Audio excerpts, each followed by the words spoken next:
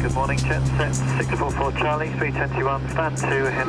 797 taxi Golf 109, the QNH 1004. Amelia 6083, push and start is approved. Radar 136.07 by. Yes, have a kiss, push start behind coast from 790. 23 taxi Golf 109, QNH 1004.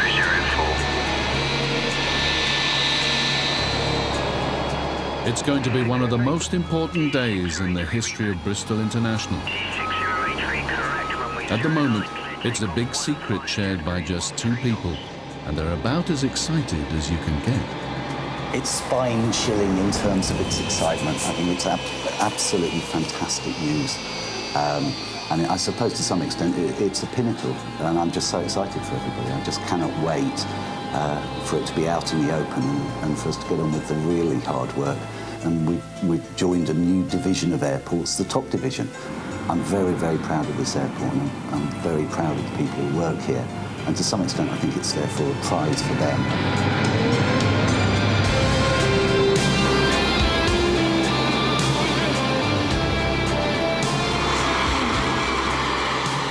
The airport's managing director, Andrew Skipp, and aviation director, Tony Hallwood, have just learned that America's Continental Airlines have decided to start a daily service between Bristol and New York.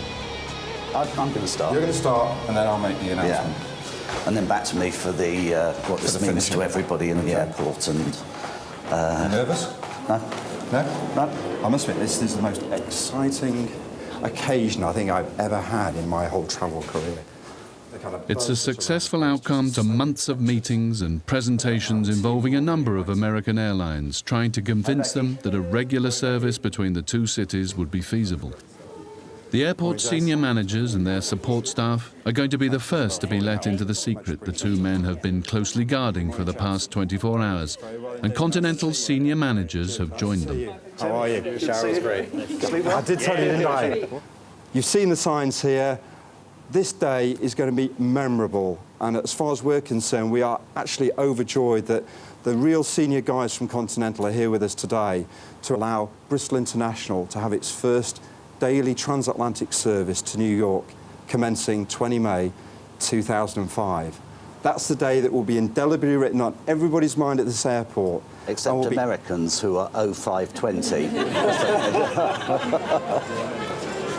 You've not been in here yet? I certainly rave about it. The decision is the biggest that we've ever had. But A lot of people here.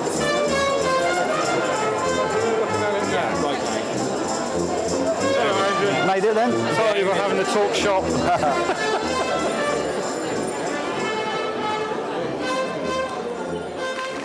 Next stop, the check-in hall, where as many of the airport staff as possible have been gathered together to hear the announcement. It provides every business in this wonderful region their first ever opportunity to trade conveniently on a global stage.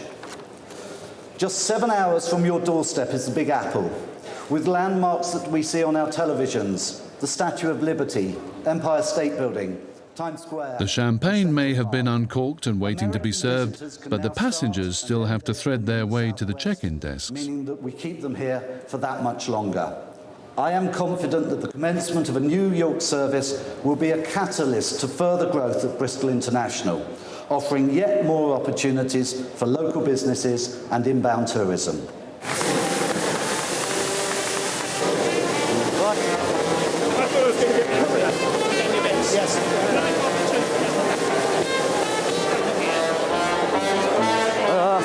I don't know which way to go down.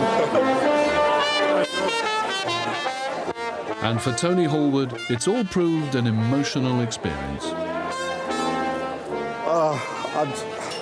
I'm drained. That was absolutely sensational.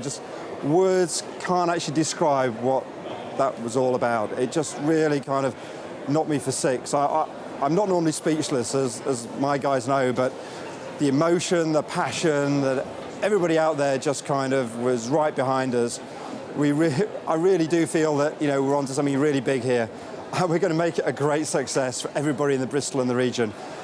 I really can't say any more than that. I'm just lost for words. totally and utterly lost for words. That will live evermore in my travel career. Nothing can better that. And now we just look forward to the 20th of May next year when the first Continental aircraft lands here at Bristol International, and we'll be doing some celebrating then, that's for sure. Did she? In the first Choice Airways crew room, Tracy Grindrod and her colleagues are preparing to sell their charity calendars. If they'd like to make a £2 donation, they can have one of our charity calendars that we got the children to help us make. And we'll probably stay over there for a couple of hours. Check-in's open for about 3 hours. We'll stay and just do the Zakynthos flight today. When we did it the other day, we did 3 flights and we were over there for a couple of hours. And last time we had a really, really good response, didn't we? It's really not very much money to donate for such a lovely little thing anyway, and half of it goes straight to the campaign. So it's very good. Though you have to have your tissues at the ready. Generally, when you approach a passenger, they will know of somebody either close to them, their partner, their family, friends. And last time I had a very nice gentleman who made me cry. He was just so lovely. His wife had breast cancer. She's in remission at the moment. He bought a calendar, then he bought a ribbon, and he stood and watched us for an hour. Then he called me across and then put £10 in the pot for us and said, well done, keep up the work. And I was just like, oh dear, had to walk away. Oh, it tastes disgusting. We're going to go to do check-in and sell the calendars.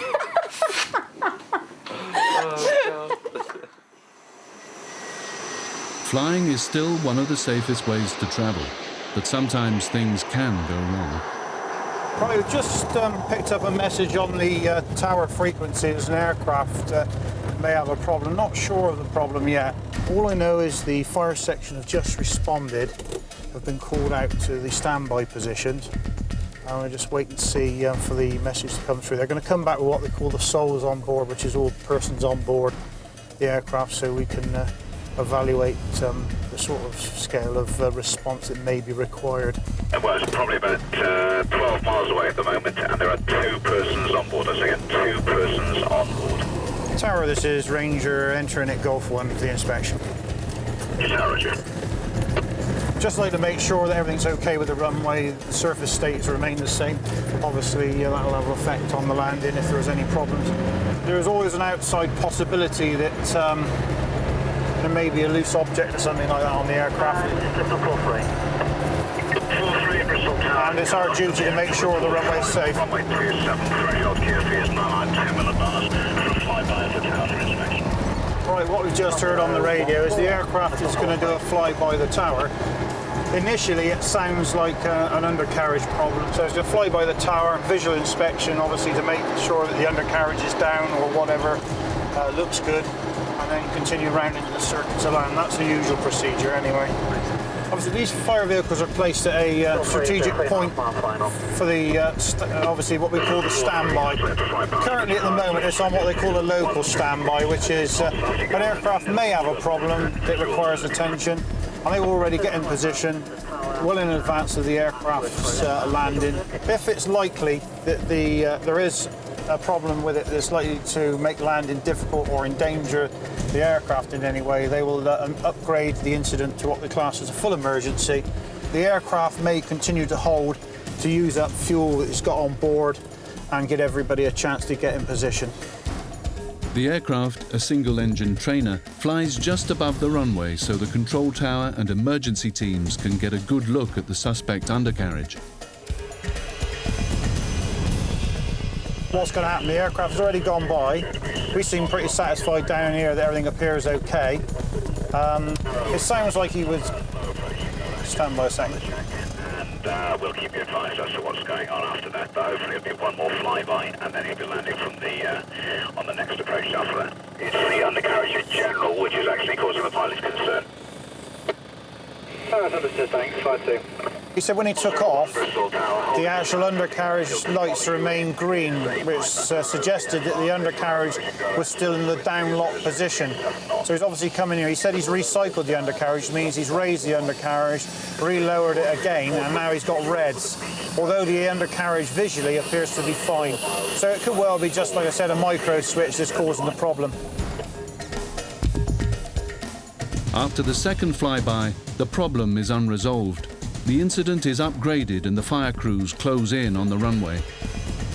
The aircraft finally makes its landing approach with the pilot slowing to almost stalling speed to get the plane onto the runway as gently as possible. Much to everyone's relief, the undercarriage holds up and the plane and its passengers are safely down. Armed with their balloons, calendars and plenty of determination, Tracy and her colleagues are setting up shop in the check-in hall, and the first customers aren't far away. For a £2 donation, we will let you have one of our very pretty calendars. What we've done is we've got the children on board the aircraft to draw pictures. Yeah, let me have a look now. Oh. I'm just looking for... Isn't that lovely? Oh, look at them. We got the children on board our aircraft to draw them. We had a little competition and we got 1,200 entries. Oh, sweet. Oh, that's lovely. Very well caused, actually. It is. Unfortunately, it affects so many people. I tell all the young men that that's Kylie when she wakes up in the morning. That's what she really looks like.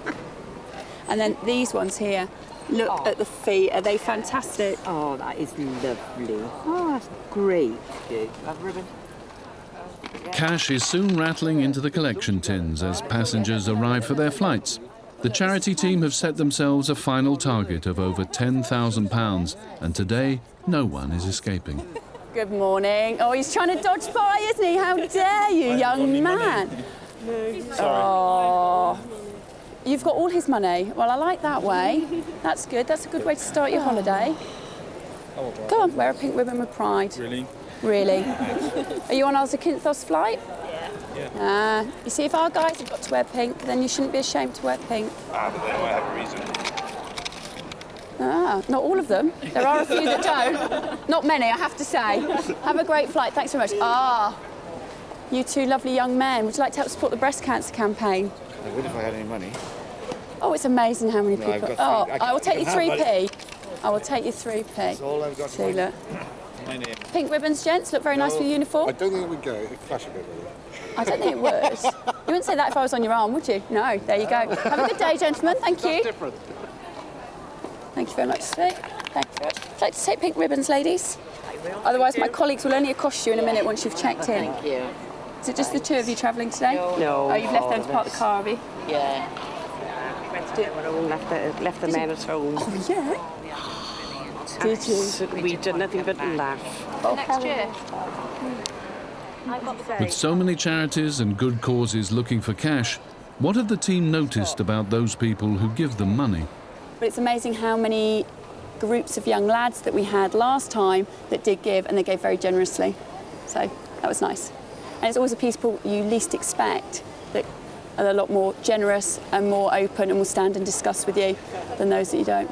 So it's quite an amazing thing to do, because I've never done this before, but when you first start off doing it, you have to get used to people saying no. And at first you take it personally, and you think, no, that's fine. Every 4 or 5 no's you get a lot more that say yes, so it's good. Among the airlines at Bristol, the Isles of Scilly Skybus is the smallest. They also fly the smallest aircraft, a Twin Otter, which is a major change for Chief Pilot Richard Ashby, who used to fly much bigger planes. As far as I'm concerned, I did my training purely to fly airplanes, which means hands-on flying, not the sitting there pushing buttons, I'm afraid. I've flown bigger airplanes, and I've been away and flown for other outfits, but I've come back to this purely because it certainly is more fun, mainly because it's a way of life. You've got a lot more time off for your family, and okay, you never earn as much down here with the smaller outfits, but you do have a better lifestyle. I'm home on Sundays, most Sundays. I don't fly nights. I generally fly either a morning or afternoon shift, so you know, throughout the summer holidays, I get more time with my children. And while most of the aircraft at Bristol need the whole runway and speeds of around 150 miles per hour to take off, the Twin Otter is airborne in just a few hundred yards and at just 60 miles an hour. Rotate.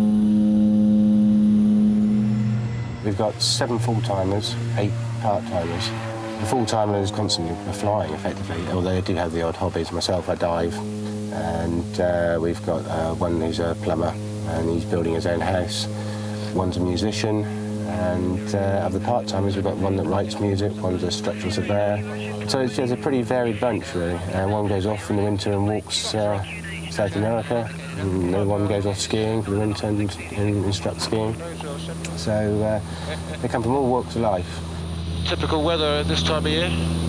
This is autumn weather, showers over Exmoor, Dartmoor, generally picking up as the day goes on, then dying off in the evenings. We do our best to keep it as smooth as possible, avoid as much as possible as well. We do have modern weather radar as well to help us avoid most of the big stuff, which is the same as big jets do. Exter 401. The flight from Bristol to St Mary's on the Isles of Scilly takes just over an hour. The aircraft isn't pressurised and flies at just a few thousand feet. Because we fly mainly out of controlled airspace, we can tend to wander around the clouds or to avoid the worst of it as well. So we're heading down now towards Newquay, just over Exmoor at present. We'll probably hit the coast just to the north of Newquay, around Padstow area, and then we'll probably drop down to around about 2,000 feet and have a lovely scenic trip all along the north coast. It's one of the perks of the job, I'm afraid. One of the disadvantages, though, is not being able to climb above any nasty weather. Might go away with it. Just be underneath. And right now, there's a big thunderstorm dead ahead. Yeah, what we're doing is we're using the weather radar to avoid the worst of the storm, because we can't go round it, it's just too big. So we're actually tracking through on the weather radar, just avoiding the worst bits. Probably get the odd bump or two as we go through round the sides of it, but we avoid anything that's got red in it, basically. Yellow would give us a little bit of turbulence, or quite a bit of turbulence, and possibly heavy precipitation. Green would give us just sort of light, moderate turbulence, and reasonable or light sort of precipitation. Thunderstorms we avoid like the plague. They can be very dangerous, especially to an aircraft this size. You get severe turbulence, can get severe icing, and lightning within the storm.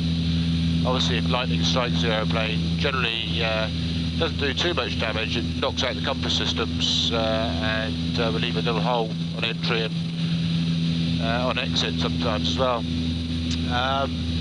But it's very, very rough in there. Pick up a lot of ice, and it's very uncomfortable. Morgan Sterling 401. Sterling 401, on that message. Yeah, are you happy for us to pass through your stub at 1,000 feet? Richard Ashby and his first officer have guided the Twin Otter through and then below the worst of the thunderstorm. Their position now reveals another reason why both he and his colleagues love to fly this route to and from the islands. The Skybus is down to just 1,500 feet and flying along the dramatic coastline of North Cornwall. The crew have left behind a high-tech international airport and are about to land on the edge of a cliff, up a hill, and in just 600 yards. You need your wits about you all the time. It's one of those airports where, because you're landing uphill all the time, no matter which runway you land on, you can get quite severe turbulence on some of the approaches, downdrafts, and the crosswinds can be quite challenging. And then when you've got the winds from a certain direction, it rolls over the buildings or it rolls up the cliffs, which then cause different problems. But you get to know it as the more you work sort of for the company, you get to know your approaches and what to do, whether to fly the approach a bit higher or a bit lower, just to avoid those problems. I think hand on heart, I can say it's one of those jobs that I enjoy going to work, and I don't think many people can say that. It's a great lifestyle, living in one of the best parts of the country, and doing a job that I want to do. A textbook landing. I have control. After's when you get a minute, please. After a successful morning's collection, Tracy and her first choice colleagues have just one unsold calendar left. Now, though, there's an even tougher task ahead. We are going to be signing 1,200 letters. What we're doing is we're sending a thank you letter to every child that drew a picture to say thank you very much. Unfortunately, it didn't make the calendar, but it is up on our crew room wall and it makes us all smile. Thanks again, and hope to see them very soon on a First Choice Airways flight. We just think it's nice to be appreciated. The kids have put a lot of work in. It's going to take us, a good hour or so to do it, but for a child to receive a letter in the post is just such a great thing, and an official kind of letter. It's a nice feeling for a child, and it's also the wow factor. And because we care, they've taken all that time for charity to do that for us. But we're saying thank you. Oh, this is what it's like to be famous, Rob. Yeah. It's been far more successful than what we hoped. We've sold over 4,000 calendars in a week. It's just amazing. And hopefully we'll be out of stock by the end of this week. And that's 10,000 calendars sold, £15,000 for breast cancer. Excellent. Yeah. And we're going to seriously have a good night out when we're in Orlando to have a few beers, because it's myself, Rob and Jason, another member of the charity committee. We're all going to Orlando on holiday, and we're going to have a few serious beers to celebrate. And I think I've got to buy one for my partner as well, because he's put up with me doing all this on my days off and not doing the housework. Best excuse I've ever had.